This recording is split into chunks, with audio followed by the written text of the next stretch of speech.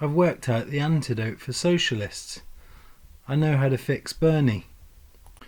See, I've noticed what most socialists have in common, and that is they have no concept of the value of money, basically. They're a bit like teenagers. Thinking of all the socialists, actually, they're either stuck in academia or have gone into government jobs, or are revolutionaries that are furious about billionaires and trying to take them down. So they've never actually done a real job, or certainly not started a business and taken on risk. So therefore they see the government as this all-encompassing power, a bit like how maybe a rich kid would see mum and dad, like the bank of mum and dad. So they'd see the government as this source of money and how everything works. It's the almighty. It's the almighty thing that controls everything. So that's why there's so much faith in the power of government and ideas. But of course, if, as anyone knows, especially if you run a business, putting ideas into practice, and just having the idea and thinking, oh, that's genius, that'll make loads of money, those are two very different things. So my proposal for Bernie is no, don't, you can't be president yet. Now, I've worked out that he's accumulated, people say he's worth about 2 million. Now, that would be about right, because he's been a senator for about 30 years. The salary is 174,000, and if you adjust for inflation and etc., basically he's been living off about 100k a year and saving the 74 or whatever the excess is, and that has, as well as interest and etc., that's accumulated basically as well. So he hasn't done any dodgy dealings by the looks of things. He has just accumulated it, saved it from being a senator's salary. So what he should do then is take just one of his many insane ideas. It could be college. So let's take Medicare for all. So rather than trying to turn every hospital and the entire health service in the United States of America into Medicare for all, why not buy and invest in a very small private hospital? So he could use his kind of net worth and his 2 properties, everything he's worth. So maybe he's worth 3-4 million on paper. He could use that as collateral for to secure a loan of, let's say, 15 million, maybe 20 mil, and that would buy him a very small hospital with a small emergency room, a couple of wards, a few departments, very small, a small IT department, probably employ 300 to 500 people, and his job would be to renegotiate drug prices, and with insurance companies or whatever business model he chooses. He could work internationally, for example. He could work with some of the socialized systems, say the UK. He could work with the NHS and our suppliers, from where we get our pharmaceuticals and all our supplies from. He could go anywhere in the world, basically. That's the global market these days, and he could come up with a business plan, work out what he's going to pay all his staff, employ all the staff, or certainly make sure they're all competent and up to the job, employ his doctors, and basically his job would be to, well, if it's Medicare for all, the job would be to have it wash its own face, not draw a profit, maybe draw a small loss, but you wouldn't want it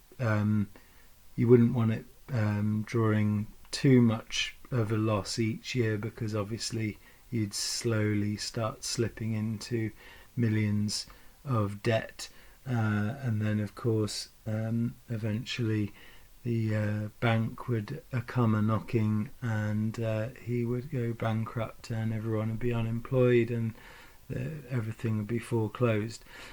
So that would be his mission, would be to just have it just wash its own face, and see if he can pull that off, and also maintain a good standard of patient care, maybe, as he claims, better than rival hospitals, obviously cheaper services and all the rest of it, and just see if he can do that for say a presidential term, 4 years.